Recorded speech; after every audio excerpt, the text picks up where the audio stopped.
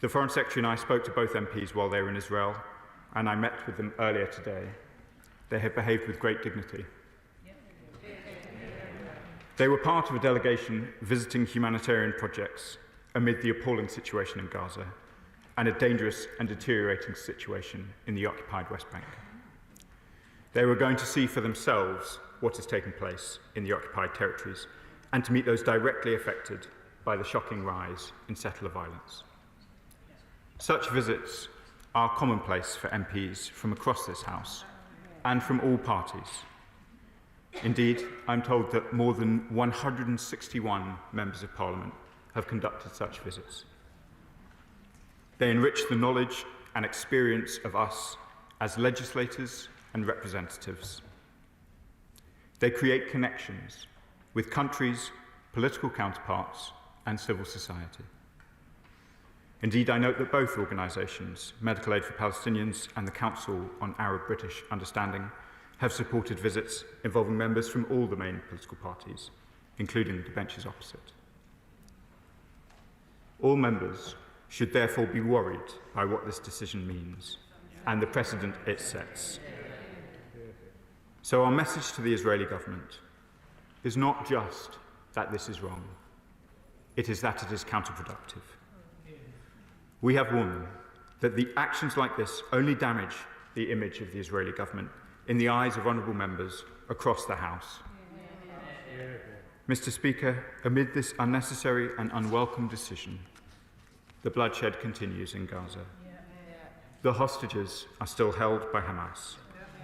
Essential aid is still blocked by Israel, and yet more innocent Palestinians are suffering. The killing of 15 paramedics and rescue workers in Rafah on March the 23rd was one of the deadliest attacks on humanitarian staff since the war began. Madam Deputy Speaker, these deaths are an outrage, and we must see this incident investigated transparently and those responsible held to account. Our thoughts remain with the victims and their families. We will not go quiet in our calls for the violence to stop, in our demands for humanitarian workers and civilians to be protected. We urge all parties to return to ceasefire negotiations. It is clear that this conflict cannot be won by bombs and bullets, but by diplomacy. A ceasefire is the only way we will bring this conflict to an end and return to negotiations for a lasting peace in the region. This is the only way we can end the needless loss of humanitarian workers striving to alleviate suffering. And it is the only pathway towards a two-state solution that we all want to see, where Israelis and Palestinians can live in peace and security. I know honourable members across this House will continue to work towards that goal. Madam Deputy Speaker, I commend the statement to the House. I call the Shadow Minister, Wendy Morton. Thank you, Madam Deputy Speaker, and I'm grateful to the Minister for advance sight of his statement today. I think it's important that we put this all within the context of Britain's relationship with Israel. Israel is a key security and defence partner for the United Kingdom, and it is the only democracy in the Middle East. Their security matters and helps to keep us safe, including dealing with threats that undermine our interests. When Conservatives were in government, we were able to have candid and honest conversations with the government of Israel on all issues because of the mutual trust and respect in our relations. It is only by maintaining that trust and respect that Britain can bring influence to bear on issues that really matter for peace and security in the Middle East, and indeed for us too, including on the course of this terrible conflict, and ultimately on finding a sustainable end to the conflict, which is what we all want to see. This is more relevant than ever because of the current situation with the 59 hostages that are in the interests of peace in the region if there are tense and difficult relations with Israel that would undermine our influence. Madam Deputy Speaker, The Minister will be aware of his own FCDO advice on entry to Israel, but for the benefit of the House, it states, the Israeli authorities decide if you can enter Israel. Some visitors may face longer searches and questioning, including those who are considered to have publicly criticised the State of Israel. Does the Minister accept that British nationals visiting Israel, a country that is at war, should be aware of those requirements and consider them carefully before making decisions to travel, and that they therefore travel to Israel at their own risk? I think it would be always so helpful today, Madam Deputy Speaker, to understand what the Minister considers as counting as an official trip, and whether the FCDO was aware in advance of this trip. As MPs, as members of Parliament, we do not have diplomatic immunity. So, what would the FCDO do? And this is really important, Madam Deputy Speaker. What would the FCDO do if MPs are allowed entry and then arrested? Moreover, who were the aides that accompanied the delegation and who also returned to the UK? Order. We have to be able to hear the Shadow Minister. We have to ensure that I understand emotions are high. We have to make sure that we temper the debate. So, Shadow Minister. Thank you, Madam Deputy Speaker, and I think it is important and right that we do ask some questions. But I'd like to also take this opportunity, therefore, to ask the Minister to update the House on the UK Government's latest engagement with key interlocutors, on efforts to find a way through the current extremely difficult moment in the conflict. Madam Deputy Speaker, there are chunterings from the benches, but they will have the opportunity, I'm sure, to ask the Minister questions themselves. As we have said before... That is for the Chair to decide. Please continue. I've said before, Britain needs to be a proactive player and help drive things to a better destination with practical solutions. So, is any progress being made, including on the central issue of the hostages, who have been held in such cruel captivity by Iranian-backed Hamas terrorists since the atrocities of October the 7th? The return of the hostages to their loved ones by Hamas remains the key to a sustainable end to this awful conflict. And we have in our thoughts today and every day the brave families of the hostages, for whom this is an unimaginably painful time. Madam Deputy Speaker, on the deaths of the 15 emergency workers last month, has the Minister or the Foreign Secretary had official discussions with Israeli counterparts in recent days on their investigations? And what does he make of Israel's latest assessment? Clearly, it is important in all conflicts that there is the most effective deconfliction possible. And again, as I say, we want to see a sustainable end to this conflict. On aid to Gaza, has he sought to address Israeli concerns about diversion which may help to unblock the current situation on access? And finally, Madam Deputy Speaker, we are yet to have a clear answer from the Government, despite repeated questioning, about how they envisage what remains of Hamas can be removed from power in Gaza, and what the UK's diplomatic contribution will be to bringing this about. Thank you.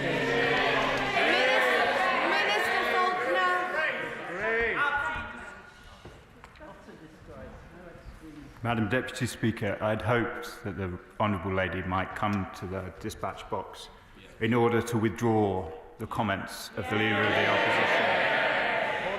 Comments that the Shadow Chief Secretary to the Treasury was not prepared to support. I remain none the wiser from her comments what the position of the Conservative Party is about the detention of British MPs overnight, despite having clearance to enter, and their return. There are many on your benches, and I can see one of them now, who have been on such delegations.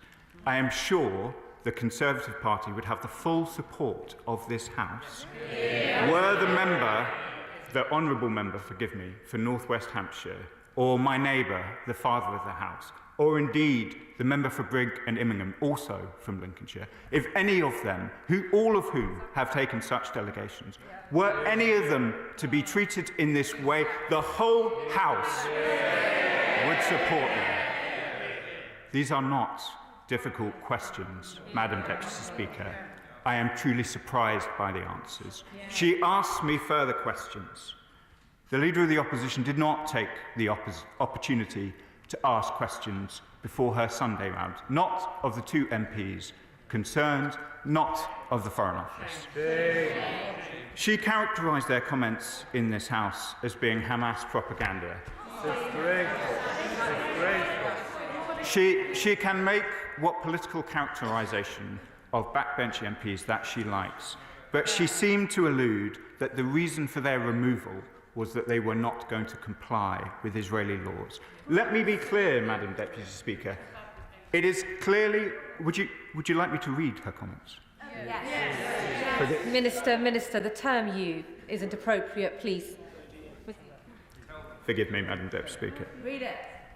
Read it. The Leader of the Opposition said on Sunday, if you look at the reasons why the Israeli government has given for why they're not letting them in, they don't believe that they're going to comply with their laws. The reason for the denial given in writing by the Israeli government to the two MPs were for the prevention of illegal immigration considerations. The Leader of the Opposition should apologise. Abtisam Mohamed.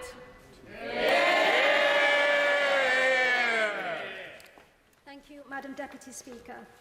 I would like to start by saying thank you to the Foreign Secretary, the Middle East Minister, the British Embassy in Tel Aviv and the British Consulate for their continued support. Madam Deputy Speaker, it has been a challenging few days. What happened to myself and the MP for Earley and Woodley has been unprecedented. We were denied entry based on our legitimate political opinions, which are firmly aligned with international law. We are not the only ones speaking about the atrocities. We are not the only ones calling for change. No. We are not the only ones saying that the current actions of the Israeli government must change. Indeed, many Israeli people and charities themselves in Israel are also calling for the government to change. There is no direct route into the West Bank, Madam Deputy Speaker. We have to go through Israel. This act was not just a diplomatic affront. This wasn't about security, it was about control and censorship and exposure. And arrogance of Israel. Madam Deputy Speaker, no state, however powerful, should be beyond criticism. I desperately want to see a two-state solution. I desperately want to see peace, and I hope the Minister will be able to work with his counterparts in Israel to prevent this happening again, so that we can continue to act in good faith to shed light on what is happening. Madam Deputy Speaker, I'd like to pay tribute to the dignity of my honourable friends and indeed the honourable member for Earley and Woodley. I can assure her that we will continue to work with the Israeli government and all of our partners across the region towards a two-state solution, and I welcome the strength of support from her and many other colleagues in this House. To be clear on the position of the Israeli government, they do have the right to decide who enters Israel, as indeed do we. On this occasion, the two members of Parliament were given clearance to enter, and so it was known to the Israeli government before they arrived at the airport that they would be travelling. So it was with some surprise, Madam Deputy Speaker, that I received the call on Saturday evening. Liberal Democrat spokesperson Monica Harding. Thank you, Madam Deputy Speaker, and I want to thank the Minister for advance sight of his statement. Liberal Democrats wholeheartedly support his rebuke of the Israeli government for detaining two honourable members of this House and denying their entry into the State of Israel. I am disappointed, however, that this House has not been able to speak with one voice on this matter. I was shocked by the comments made by the Leader of the Conservatives yesterday morning and deeply disappointed by the comments by the Shadow Minister today. Liberal Democrats believe that members should be free to advocate without fear or favour on issues of national and global importance. We believe it is vital for parliamentarians to be able to see for themselves the realities of situations we discuss in this chamber. Israel's actions here are inconsistent with the behaviour we would expect from an ally and from a democracy. It is regrettable that the Conservative leader and the spokesperson do not agree. Transparency in the Middle East is ultimately vital for securing a long-lasting political settlement which must be based on openness and trust. So can the Minister tell us whether the Foreign Secretary has since made it clear to his counterpart in the Israeli government that this treatment of parliamentarians is unacceptable and that no further parliamentarians will be treated in this way or denied entry into Israel? Will the Foreign Secretary also raise with his counterpart this morning's deeply disturbing reports of Palestinian detainees being subjected to torture and this weekend's reports that initial IDF account of the deaths of 15 aid workers at Israeli forces' hands has been contradicted by video footage from a victim's mobile phone? Thank you. Madam Deputy Speaker, I can confirm to the Liberal Democrat spokesperson that the Israeli government are in no doubts about our views on this incident and that discussions continue. She references a number of concerning reports that have emerged in recent days. I was in this House last Wednesday to discuss some of those in detail, and in relation to the wider position in Israel and the occupied Palestinian territories, I'm sure we will continue to have these discussions about what remains a deeply concerning situation. Yuan Yang. Thank you, Madam Deputy Speaker. I join my honourable friend, the member for Sheffield Central, in the thanks that she's given to the Minister and to the Foreign Office. Since arriving home yesterday, I've been inundated with support from MPs, hundreds of whom have written to me personally to express their solidarity. This outpouring of support has come from all parts of the House. It has united us as British parliamentarians who stand together against this unprecedented treatment of our fellow MPs. And since I came to this place, the war in Gaza and the violence in the West Bank has remained one of the top issues my constituents write to me about. Residents have shared with me their longing for peace, and it was on their behalf that I joined this delegation. As a former journalist, I understand deeply the significance of bearing witness. I also understand the risks it entails. Many Palestinian journalists have paid this price with their lives. Before going to the West Bank, I understood the risks of travelling to a region where violence is all too common. I did not, however, anticipate the risks of detention and deportation from a British ally. Now, as an MP, it is the honour of my life to bear witness on behalf of my constituents. My only regret is that I was not able to do so on this trip. So far in this Parliament, the conflict in Gaza has been referenced over 1,000 times by British MPs, and I have made 5 of those references in this chamber. If my experience has proved anything, it is that what we say in this chamber matters, and I'll encourage other MPs to continue speaking on this issue. People around the world are listening to us. Our voice is powerful, and we must continue to use it without fear or favour. And that is why I asked the Minister, what can he do to ensure that future delegations going to the West Bank, including those who are about to depart this weekend, can do so without having to censor the remarks in Parliament? Madam Deputy Speaker, my honourable friend is a dignified and doughty tribune in this place. And I know that all members in this House will continue to speak without fear and favour from these benches, and I would encourage them to do so. The spokesperson for the opposition referenced our travel advice, which indeed sets out some of the risks, and I would encourage members of Parliament considering visits who wish to discuss with the Foreign Office to do so. Kit Malthouse. Madam Deputy Speaker, I'm grateful to you. This is obviously a deeply alarming development, also coming off the back, as it does, of the proposed financial penalties that are going to be on foreign NGOs operational in the occupied Palestinian territories, who also bear witness to what is going on there. 2 things, though, I wondered if the Minister could enlighten us. It would be helpful for parliamentarians if, in his discussions with the Israeli government, he could ask them for a comprehensive list of MPs who will not be permitted to travel to Israel here on in, so we can get a sense of the scale of their objection to what we say in this House. And secondly, will the government still be entertaining high-level military delegations from Israel in its own premises? Minister. I thank the honourable member for his question. On his second point, we will keep these matters under review on a case-by-case basis. On the question of which MPs are welcome now to travel to Israel, I will have to revert to this House. This, as I say, is to our knowledge the first ever such incident. It has been colleagues from right across the House with a whole range of views on the conflict in Israel and Gaza that have travelled, so we were dismayed to see the events of the weekend. Foreign Affairs Select Committee Chair Emily Salisbury. Thank you very much, Madam Deputy Speaker. As I look around this chamber, I'm so proud to see so many people who have come out on both sides in order to support our sister parliamentarians. And I am simply just so disappointed to not be able to include the front bench of Her Majesty's opposition.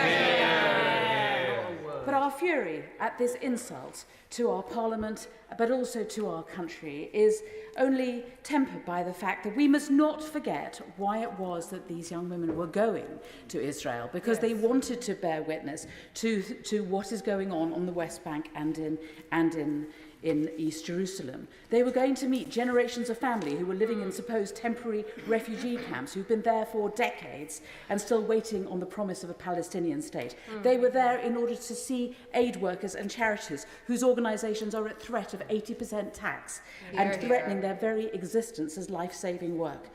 And they might even have seen, as I did, met a man who was looked in the eye by Anthony Blinken and was told that his home was safe, and we were standing there in its rubble.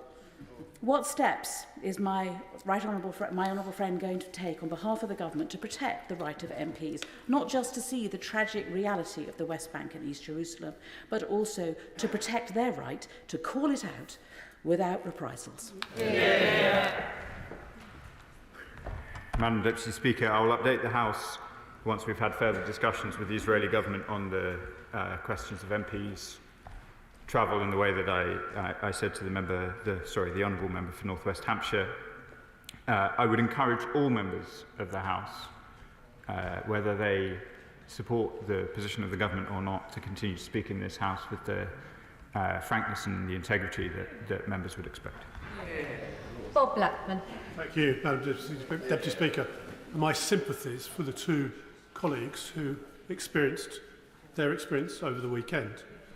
But we must remember that Israel is in a state of war against a terrorist enmity, and it is, and this country at different times have refused to admit politicians, elected politicians, who wanted to come to this country, who've been refused entry. It is Israel's right to refuse entry to other people who choose to come and call for boycotts or other elements against the state of Israel. And therefore, colleagues need to be aware that if they wish to visit Israel, be clear what the Foreign Office advice is, and by the way, the travel insurance advice, that if you do not follow the Foreign and Commonwealth Office advice, then you are not insured.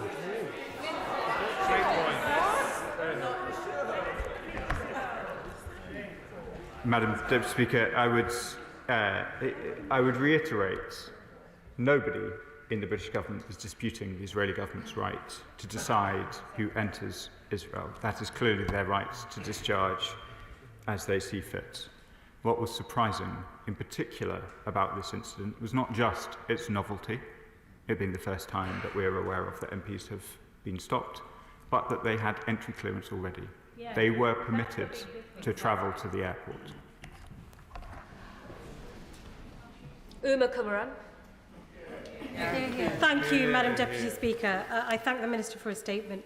Madam Deputy Speaker, if this is how the Israeli government treats the UK's elected representatives, just imagine how they are treating the Palestinian people. Parliamentary delegations are how we in this House better understand the world and the issues we debate. I returned from my recent visit to the region as a member of the Foreign Affairs Committee, more committed than ever to working towards a lasting peace. Travelling to the West Bank shows you firsthand the fear and violence experienced by the Palestinians. Meeting with the Israeli hostages, walking through Hostage Square, meeting their families brings home their trauma and suffering. Does the Minister agree with me on the importance of parliamentary delegations and also agree that actions like this by the Israeli government undermine a long-term efforts for a lasting peace? Madam Deputy Speaker, so many members of this House have benefited from parliamentary delegations right across the world, and I do agree with my honourable friend who has taken the effort herself to travel to many countries in which the Foreign Affairs Committee considers in its deliberations, that they are very important, and I would like to see them continue. Thank you, Madam Deputy Speaker. I remind the House of my entry in the Register of Members' Interests.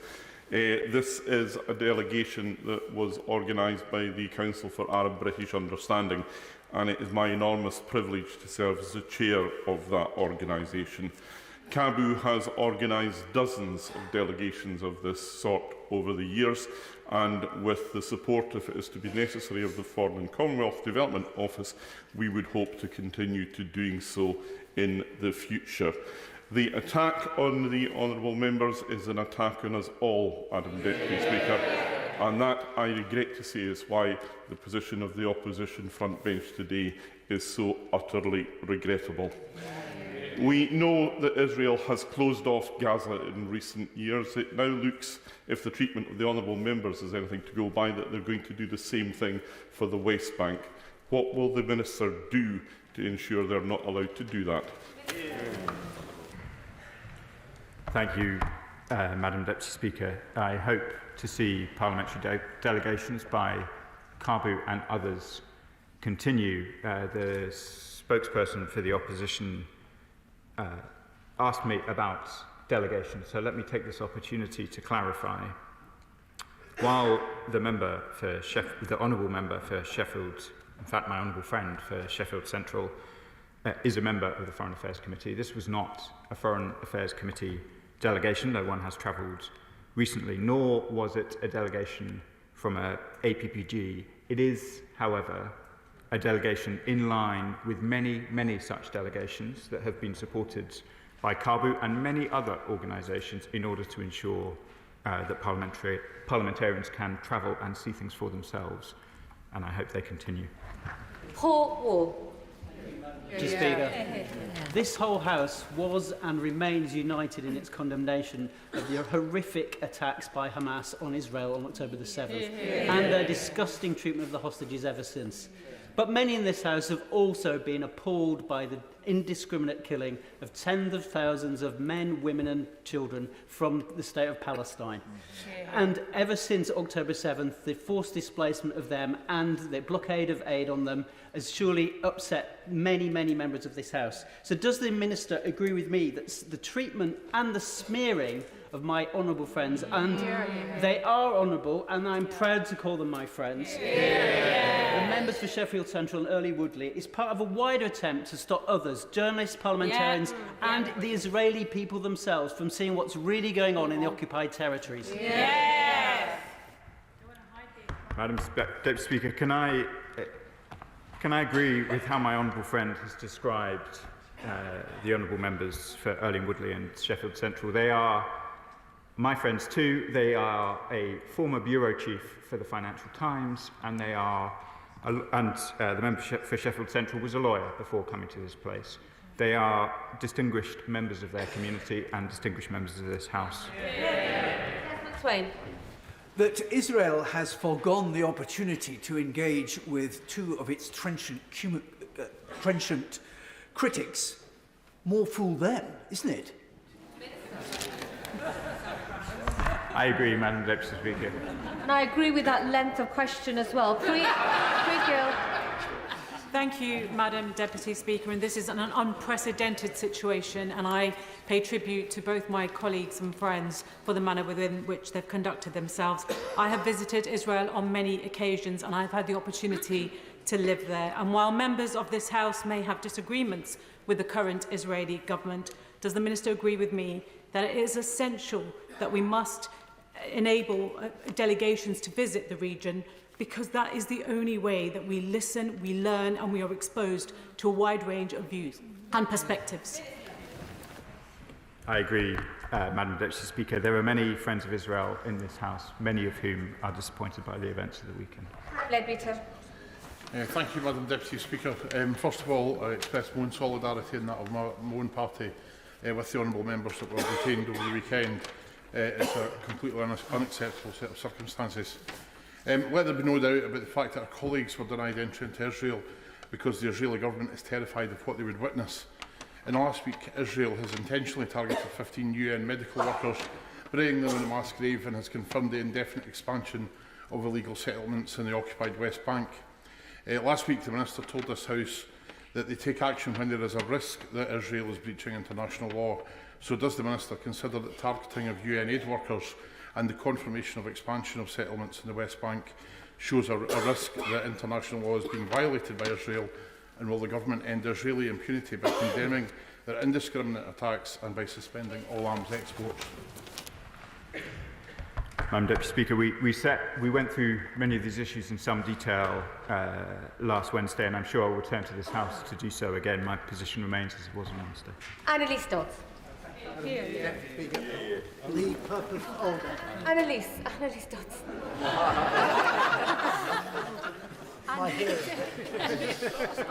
Thank you, Madam Deputy Speaker.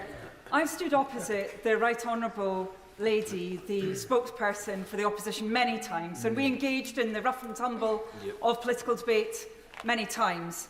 It is not part of the rough and tumble of political debate to seek to justify the detention and deportation of fellow members.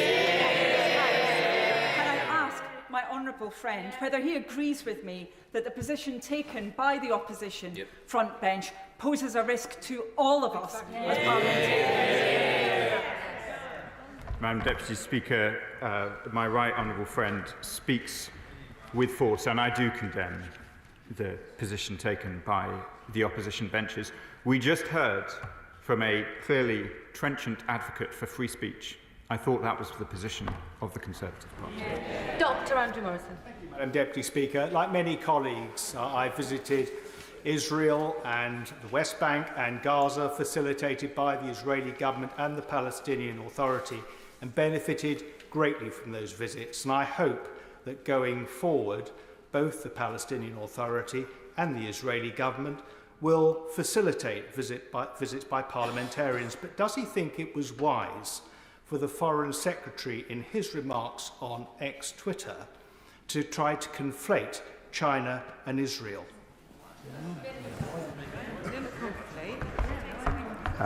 Madam Deputy Speaker, the Shadow's Chief Secretary of the Treasury did almost identical shortly thereafter, so the honourable member may want to talk to his own party on that comparison. Akehurst. Thank you, Madam Deputy Speaker. For 13 years before my election, I worked as director of an organisation called We Believe in Israel, and I refer the House to my register of interests. Part of my job was to lead study tours for British politicians to visit Israel. Incidentally, every single trip I led also visited the West Bank to hear Palestinian perspectives on the conflict. I commend my two honourable friends for wanting to visit the region and see the situation for themselves. We probably disagree on aspects of the conflict, but they are moderate voices who support a two-state solution. I think it is outrageous that they were detained and not allowed entry. Does the Minister agree that it is vitally important for honourable members to visit Israel and the West Bank and see the situation firsthand? That this helps people arrive at an informed, nuanced and balanced view, and that anything that hinders this is to be deplored? Madam Deputy Speaker, my honourable friend is well known for his friendship to Israel, and his remarks have real force. I agree with them. Edward Borrello. Thank you very much, Madam Deputy Speaker. It is my honour and privilege to serve on the Foreign Affairs Committee with the honourable member for Sheffield Central, and I would like to put on record my support for her and outrage at her treatment. Given that this is how the current Israeli government acts towards its allies in disregarding democratic and diplomatic norms, what steps will the government be taking to help ensure that Israel enters into negotiations with its enemies towards a lasting peace and two-state solution? Madam Deputy Speaker, we will continue to work with the Israeli government and all parties in the region to try to ensure that there is a return to substantive talks, a return to the ceasefire that will lead to the release of hostages and an end to this terrible conflict in the region. Ali. Madam Deputy Speaker, I would like to ask the Minister, I've heard the statement in detail, but what are the specific actions that this government will be taking against the Israeli government for doing what they did to two of our colleagues? And secondly, Madam Deputy Speaker, back in 2021, the Speaker banned the Chinese ambassador for banning members of British Parliament from going to China. Is the same going to happen to the Israeli ambassador until these sanctions are lifted? Madam Deputy Speaker, we consider the actions of the Israeli government not just regrettable, but counterproductive for the reasons that members on the opposite benches have said. It is so important, as many on these benches have said, that parliamentarians are able to visit, able to engage, and able ultimately to seek to persuade others. It is deeply regrettable, it's unacceptable, and we have made that clear at the very highest level to the Israeli government. Corbyn. Thank you, Madam Deputy Speaker. Could I take this opportunity to thank the Minister for supporting the members for Earley and Woodley and Sheffield Central and any other member attempting to make the same journey in order to acquaint themselves with the situation. Could he bring us up to date on what's happening over arms supplies and weapons to Israel? Can he assure the House that they will suspend the sale of parts that make up the F-35 jets that are being used to bomb and strafe Gaza and kill so many people and destroy by targeting schools and hospitals? And will he also tell us exactly what RAF Akrotiri is being used for and why there are so many flights from RAF Akrotiri into Israel? Is it delivering weapons? Madam Deputy Speaker, I've covered this ground recently. It remains as it was. We have taken principled position in relation to the suspension of certain arms licences in September, and that remains the position. We have discussed the position in relation to F-35 parts and the role of RAF Akrotiri on a number of other occasions, but I'm grateful for the opportunity to correct the record. When last I was asked a question by the right honourable member, I referred to him as simply an honourable member, and no offence was intended. It was a mistake on my part, and I'm glad to correct the record. There are a large number of colleagues wishing to contribute. Please can questions be short, and I ask the Minister to ensure that his responses are just as short. Sarah Owen. Thank you, Madam Deputy Speaker. It's regrettable that the Israeli government are now acting with impunity. They seem to be accountable to no international law. Enabled by the US President, they continue to bomb hospitals and schools, killing aid workers and thousands of Palestinian civilians. Today, Breaking the Silence reported further executions as well as the destructions of homes by the IDF. And now this, banning members of our Parliament from entering. And can I put on record, Madam Deputy Speaker, I absolutely, wholeheartedly disagree with what was said and the accusations made by them from the benches opposite. Those members are our friends and our colleagues, and they have more dignity and strength in their little fingers than has been shown on the front bench opposite. Thank you, Madam Speaker. My honourable friend speaks with real force, and I agree with her condemnation of the comments of the Leader of the Opposition. Cooper. Thank you, Madam Deputy Speaker. There's no question that the honourable members who are sadly no longer in their place had a difficult experience in Israel, and that is to be regretted. But we are hearing today that somehow this makes criticism of Israel impossible in this place. We're hearing time and again here that's simply not the case. We can speak out in Parliament, and we can continue to do so. I don't think, Madam Deputy Speaker, in anything that I said that I expected this House to be less critical in their position, so I'm not sure I accept the question. Dawn Butler. Thank you, Madam Deputy Speaker. It is our job in this House to speak out against what Hamas did, but also to speak out against Israel and what they're doing. And to be denied entry is actually a disgrace. And I'm embarrassed by His Majesty's official opposition and the position that they've taken. They should be ashamed and reflect on what they've done. And Madam Deputy Speaker, Channel 4 News, Christian's interview with the Israeli ambassador clearly showed that she was lying. Does the Minister agree with me that actually how our friends have been treated is actually a snub to the UK? Madam Deputy Speaker, I stick by the remarks of the statement on my characterisation. Ellie Childs.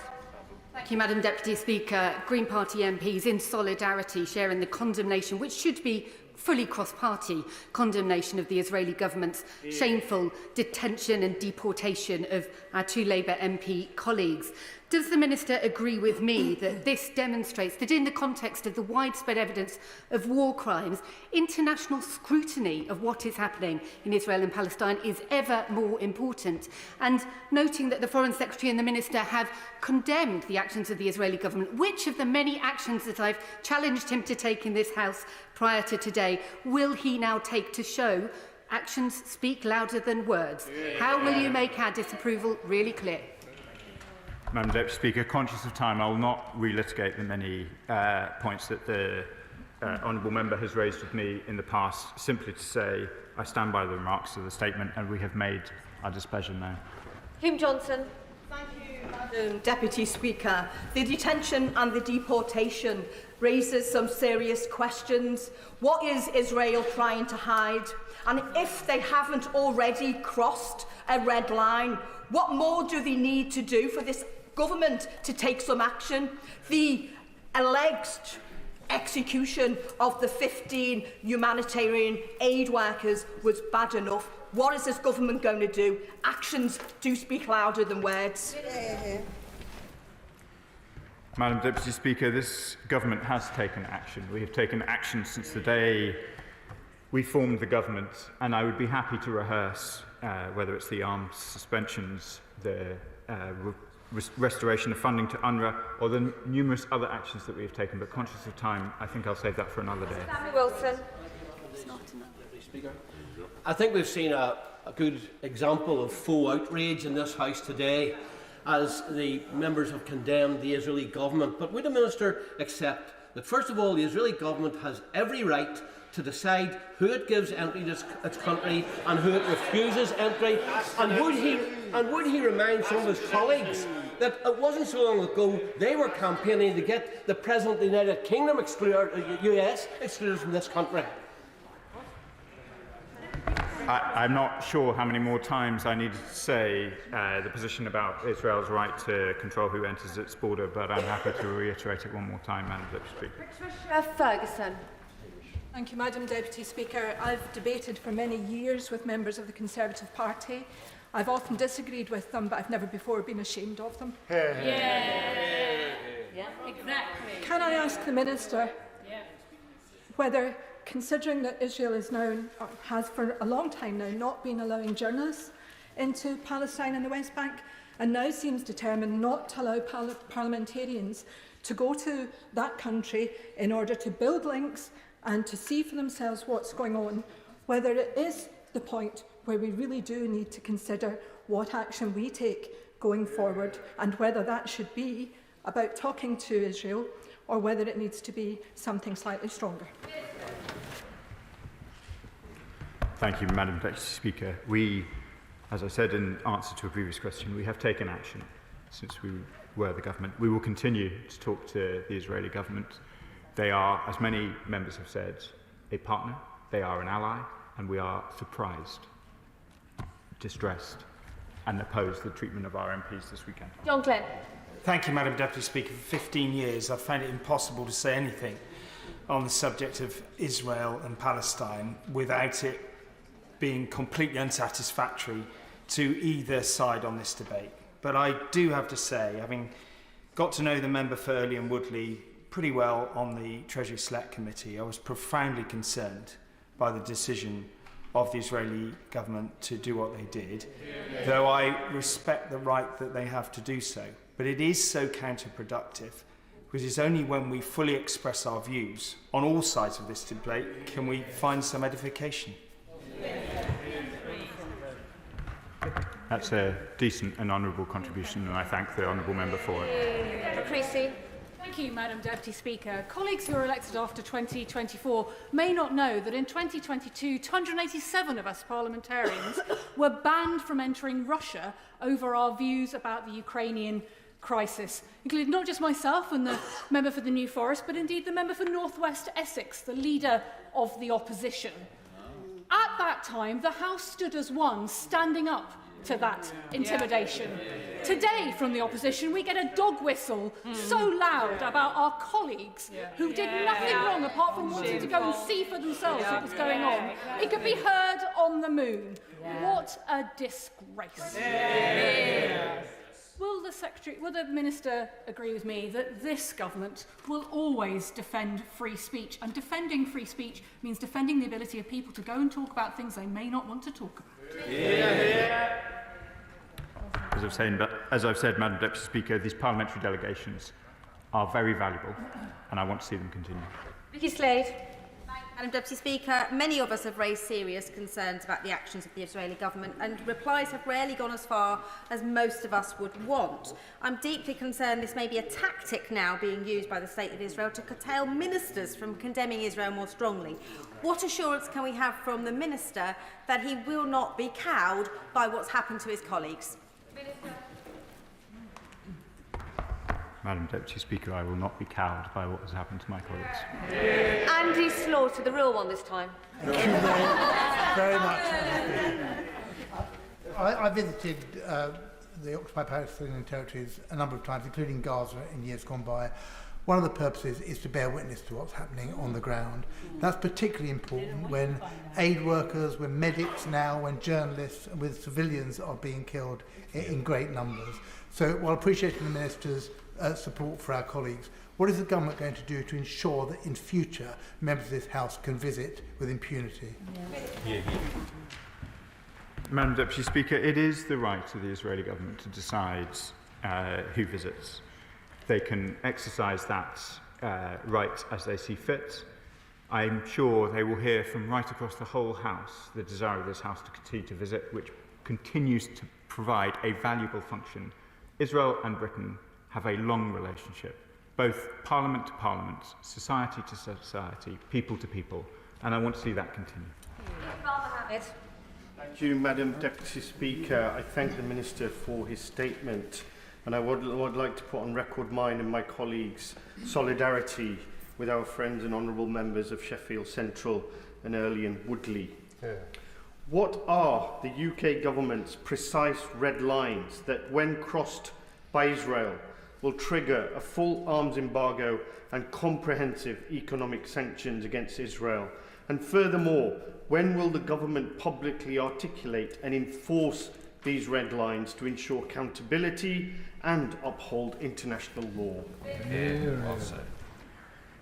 Madam Deputy Speaker, I've talked about the importance of international humanitarian law, as has the Foreign Secretary and many other ministers of this government at this dispatch box in some length. Conscious of time, I'll refer him to my answers last Wednesday. Thank you, Madam Deputy Speaker. Can I thank my honourable friend, the Minister, for all the help that he gave to my colleagues, honourable members for Earley and Woodley and for Sheffield Central over the weekend. The British Jewish organisation Yashad has suggested that this occurrence of detention is symptomatic of an attempt to silence criticism within Israel and outside. Is my honourable friend sympathetic to this view? And if he is a business-as-usual diplomatic relationship with this current Israeli government still possible?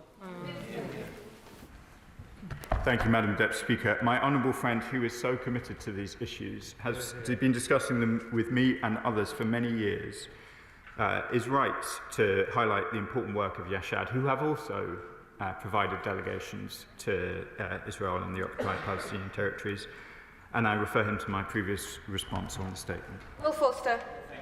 Speaker, I was on one of those delegations that the Minister has just spoken to, and unlike my honourable friends across the chamber, we were able to visit the area without a problem from the Israeli government, but we did have an incident with Israeli settlers. Is the Minister concerned, and what is he going to do about what is supposed to be a democratic country sliding to and undermining the rule of law and stopping British politicians from seeing what is happening in the occupied territories?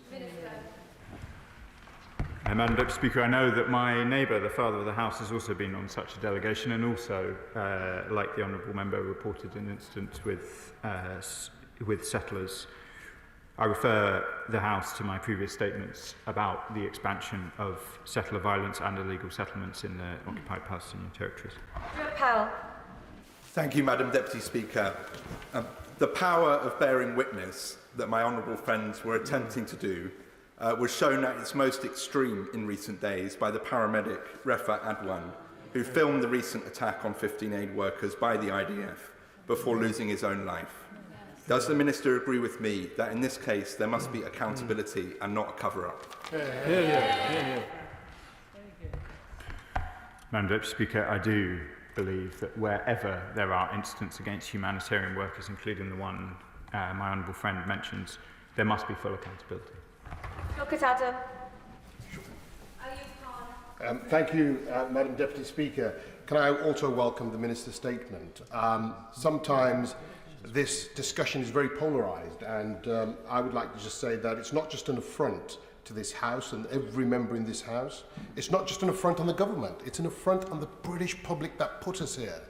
And in that vein, thousands of British citizens travelled to Israel to make their way to the third holy site, Masjid al-Aqsa. Hundreds have been refused entry on arrival. What reassurance can the Minister give them if our own MPs can't seem to get here? Hear, hear. The Foreign Office and the Embassy in Tel Aviv and the consulates in Jerusalem will give support to all British nationals seeking to travel.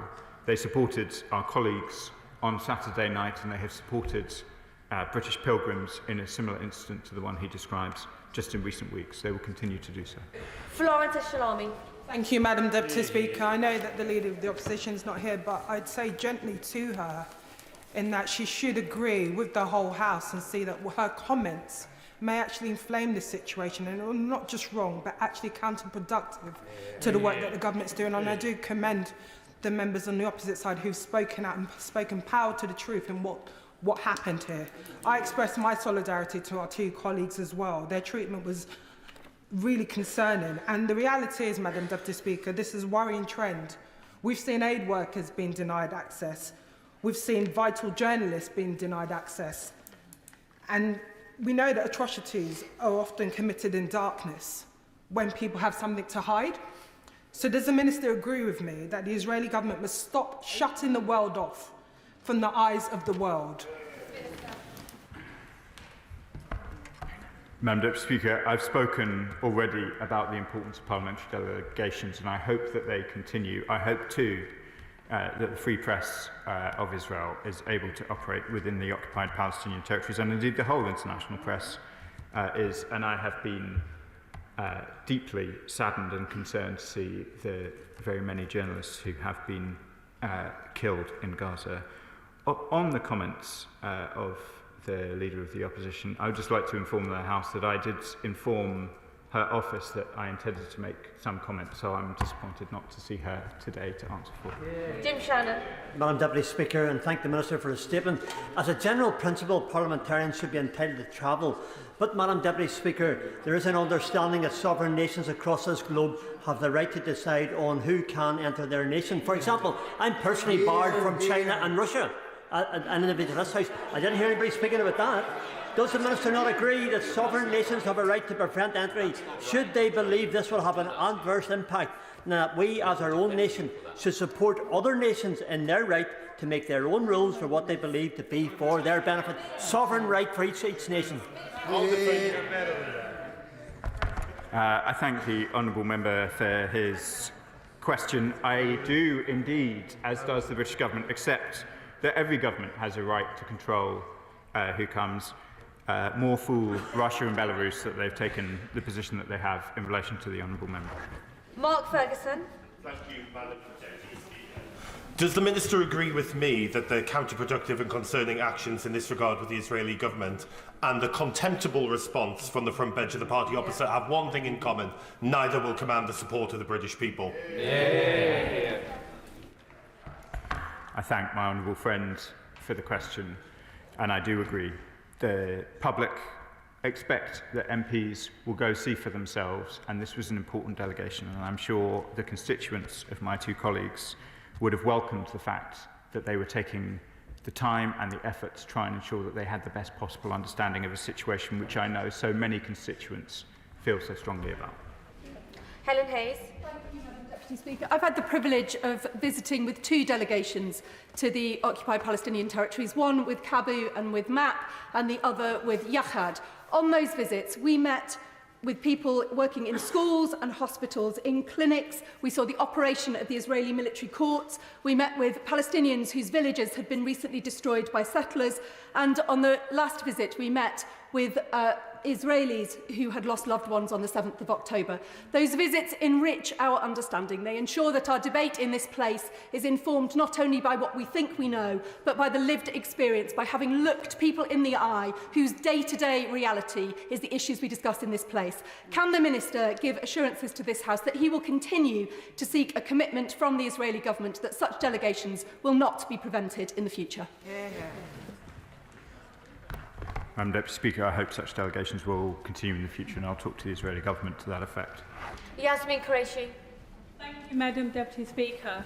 Can I put on record my thanks to the Minister and the Foreign Secretary for the support they've given to our 2 colleagues who have, since they've been elected, have spoken very bravely on many issues, including what's happening in Palestine. And can I just remind the House that Israel is an occupying power of Gaza as well as West Bank. And over the years, they have consistently not allowed people into Gaza. And we know now what they've been doing to it.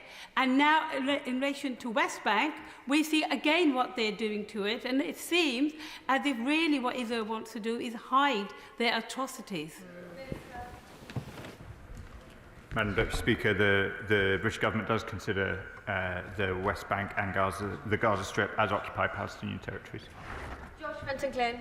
Thank you, Madam Deputy Speaker.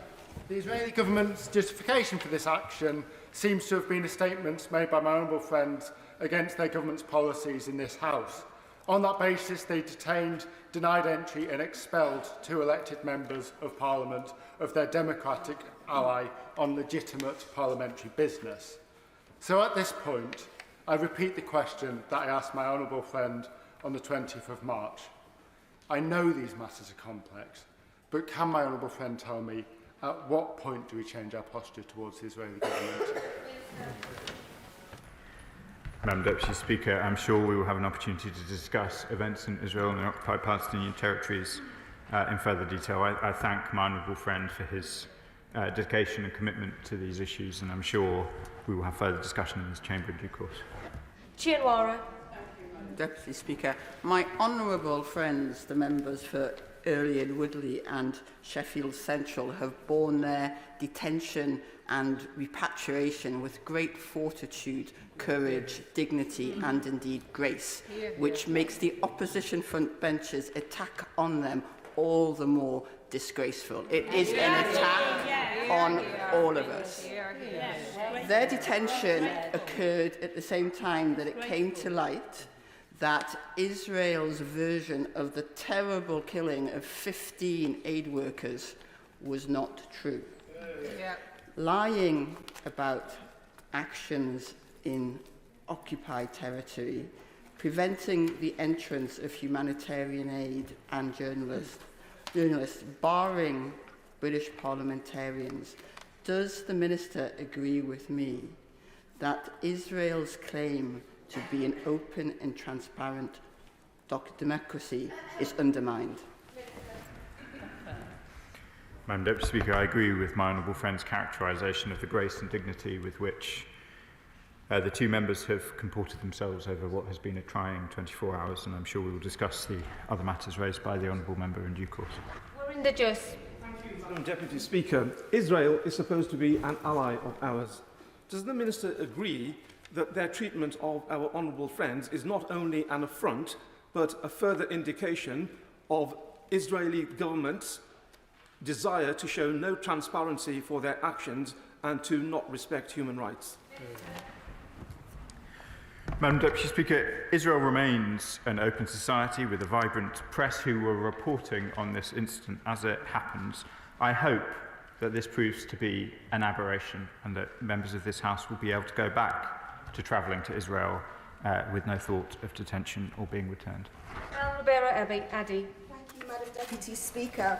To me, the most important thing about our country is not our flags or even our institutions, but our people. And our people, the elected representatives of thousands of British people, have been treated with contempt. Madam Deputy Speaker, it was my understanding that we are Britain and you do not do this to us. There is at least consensus on this side of the House. This is not how we should expect to be treated by our allies. And whilst I welcome the Minister's statement, I still cannot understand where our red lines are, not when thousands were slaughtered, when aid was prevented from getting into Gaza, or when the international law, the ceasefire, was broken. So can the Minister explain where are the red lines, and when Britain and Parliament have been insulted, how we can continue to sell arms to Israel? I've talked about the position in relation to arms sales, and I won't rehearse the arguments that were heard in this chamber so recently.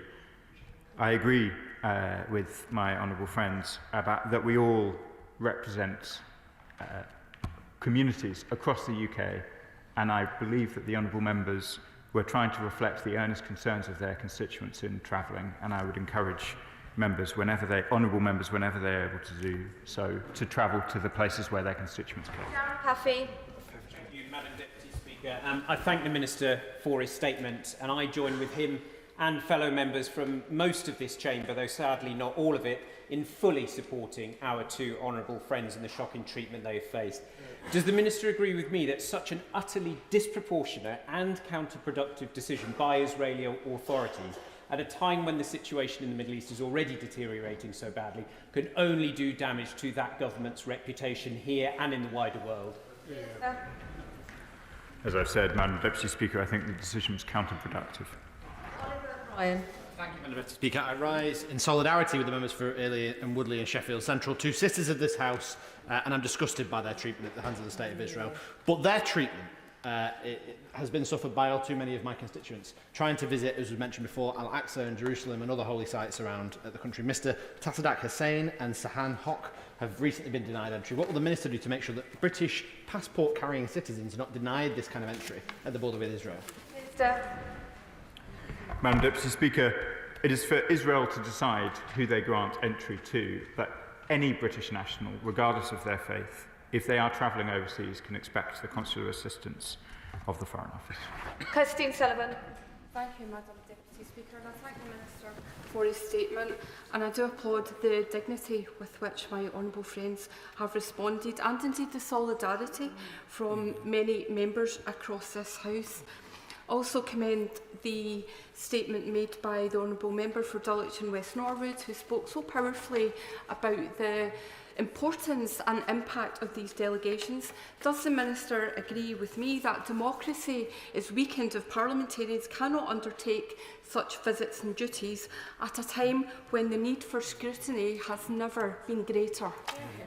Minister. I thank my honourable friend for her question. I agree parliamentary delegations are important. Melanie Ward. Thank you, Madam Deputy Speaker. The detention and deportation of my honourable friends, the members for Sheffield Central and Earley and Woodley by the State of Israel is disgraceful, and it smacks of racism. We cannot ignore the fact that these honourable members are women of colour.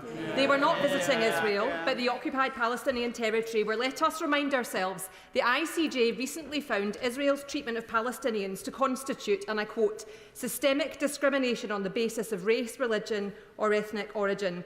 The fact is that white honourable members on recent delegations who have made similar comments about the conflict are not treated in this way. Will the Minister be summoning the Israeli ambassador over this, and over what it now seems was the execution of 15 PRCS paramedics and those who went to rescue them in Gaza? I have told the House, Madam Deputy Speaker, the stated basis that the two honourable members were given for their refusal, and I won't pass further commentary on what might or might not be behind that. I will take the written reasons as the reasons, and they were, as I say, the prevention of illegal immigration considerations, as unlikely as that may seem to this chamber. On the question of the deeply concerning reports about further deaths of humanitarian workers, this House has heard from the government on a number of occasions our condemnation of the lack of a deconfliction mechanism to ensure the vital life of humanitarian workers who conduct essential work. Sarah Smith. I echo the comments by my friend, the Honourable Member for Kirkcaldy. I found it deeply troubling that the members that were detained and deported at the weekend are not white. Will the Minister express his concerns in the strongest terms about these events in any future government discussions on peace and trade? Minister. Madam Deputy Speaker, conscious of time, we have expressed our concerns about this incident in the way that I described, and I will expect to have further discussions with members of the Israeli government to that effect. Laura Kirk-Smith. Thank you, Madam Deputy Speaker. I travelled to the West Bank in November and I heard from UN agencies and NGOs about their international staff being denied entry, restricting their aid efforts, and that was alarming enough.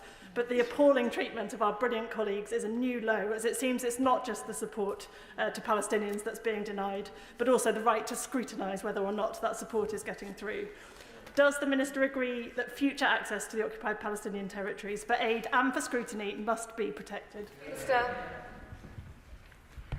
Deputy Speaker, I've spoken already about the vital importance of free press, safe travel for journalists, and indeed the vital importance of parliamentary delegations. David Smith. Thank you, Madam Deputy Speaker. I thank my honourable friend for his strong statement in defence of parliamentary democracy. And so I would ask him, does he agree with me that transparency and accessibility are key to parliamentary democracy, and that therefore obstructing the visit of two elected representatives of this place and an allied nation can only raise troubling questions about the current health of Israeli democracy? Minister.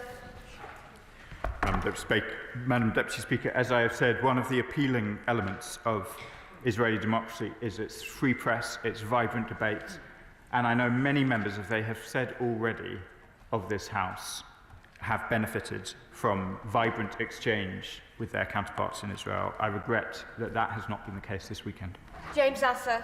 Thank you, Madam Deputy Speaker. The response to this House to what happened to our colleagues at the weekend should be united because it affects us all. Therefore, does the Minister agree with me that any equivocation from any part of this House risks sending a green light to other countries who wish to interfere in our activities and parliamentary delegations, and perhaps the Leader of the Opposition and the Shadow Front Bench could give that long and hard consideration? Minister. As I've said, Madam Deputy Speaker, I think the Opposition should give this long and hard consideration. It should not be a complex question for this House, given the circumstances of events this weekend. Matt Weston. Thank you, Madam Deputy Speaker. Had this been the member for Salisbury or New Forest East, I would be stood here, I'm sure many colleagues would be stood here as well, in support of them. It goes across the House, and therefore I find it extraordinary, the comments of the Leader of the Opposition. And of course, we mustn't forget that those two members, our honourable friends, were granted visas to enter into the country by an ally. Does my honourable friend agree with me that this was a showcase event designed to intimidate, to threaten and silence this place? Minister. Madam Deputy Speaker, to be clear, they were granted entry clearance rather than a visa. The distinction may seem academic to this House, given both clearly permitted the two honourable members, to travel to the airport. It was not a surprise, clearly, to the Israeli authorities that the honourable members arrived. Thank you, Madam Deputy Speaker, and I share the anger of most in this House. It is completely unacceptable that two members of this House were denied entry into the occupied territories in the West Bank by the Israeli authorities. Does the Minister agree that now, more than ever, is the time to be united and show solidarity across the House with our parliamentarians whose only mistake was to do their jobs by representing their constituents without fear and favour in this House to hold Israel accountable for its actions? Thank you. I can confirm to the House, Madam Deputy Speaker, that I would like to see unity across it in relation to these kinds of matters, and that any parliamentarian of any political party would enjoy the support of the Foreign Office under such circumstances. Thank you, Madam Deputy Speaker. Can I pay tribute to my honourable colleagues who are not in their place currently? They are the most kindest and thoughtful people that I know. And the fact that the Leader of the Opposition has tried to damage their reputation is disgraceful. Can I urge the Ministers to continue to have conversations with the Israeli ambassador to the UK, and can I ask what additional dialogue he's having with international partners to ensure there is access to aid for Palestine? My honourable friend speaks with real warmth for our colleagues, which I know is felt right across the House and was referenced not just on my benches but those opposite, for which I am grateful, and I can assure her that I will continue those discussions. Joe Morris. Thank you, Madam Deputy Speaker. Can I associate myself with the comments made about our honourable friends? Does the Minister share my horror, my outrage and my anger at the killing of 15 paramedics in Gaza? And can he assure me that we're doing everything we possibly can, demanding that all those responsible are held to account? Minister. Accountability is vital, Madam Deputy Speaker, and I am indeed outraged by the report. Peter Swallow. Thank you, Madam Deputy Speaker. The detainment of 2 honourable members of this House is shocking, and the killing of 15 Palestinian paramedics in Gaza by the IDF is deeply distressing. At a time like this, it feels like peace is further away than ever. So can the Minister set out what more we can do to make sure we get that ceasefire that we so badly need back in place? Minister. Madam Deputy Speaker, we will continue to work with the Israeli government and all relevant partners in the region to try and see the ceasefire restored, which is vital, not only simply to the Palestinians, the Israelis, but also to all in the region. Chris Murray. Thank you, Madam Deputy Speaker. What has happened to our 2 amazing colleagues, my honourable friends, is appalling, but it is part of a pattern of behaviour from Israel, of disdain for diplomatic relations with allies, of disdain for democratic norms, of disdain for human life.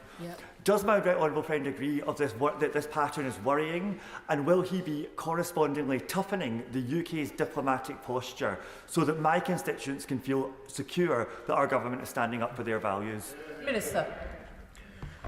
Madam Deputy Speaker, I thank my honourable friend for his question and his commitment to these issues since even before he was a member of this place.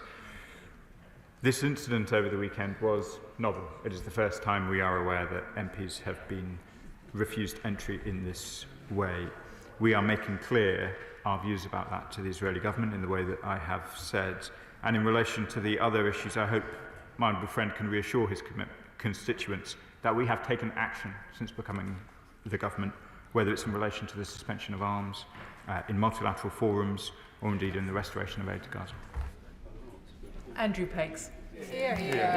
Thank you, Madam Deputy Speaker. And can I put on record my comments alongside everyone else in this House about our 2 honourable members, apart from the front bench opposite, who I don't think said any words about our 2 friends at all in their commentary. This incident is rightly talking about our 2 honourable friends, and it shines a much wider light, not just on our rights as parliamentarians, but on the rights of journalists, charity workers and others to enter into Israel and the West Bank. And we've talked lots about them being refused entry into Israel, when actually what we're talking about was their entry to gain access to the West Bank, which is the only entry point they have into this. Can I ask the Minister, what more can he do to ensure that the learning, the sharing, the visits into the West Bank can continue if the Israeli government is going to embark on a system of shutting people down? And can I ask him if he also agrees with me, this whole debacle, this whole sham that we've seen in the last few days has made it much harder and been a distraction from the real job we need to do, which is take on the crimes of Hamas, to get the hostages out, to get a ceasefire done, and to speak up for the innocent Palestinians who are suffering day by day because of the actions which are not being taken by the Israeli government. Minister. My honourable friend speaks forcefully about the importance of focusing on the hostages, the restrictions of aid and the death of innocent civilians on both sides of this conflict. And I do want to see parliamentary delegations continue, as I've said a number of times over the course of this afternoon, to Israel, to the occupied Palestinian territories, including West Bank. And as I say, I hope that this incident will prove to be aberrational. Thank the Minister for his statement this afternoon.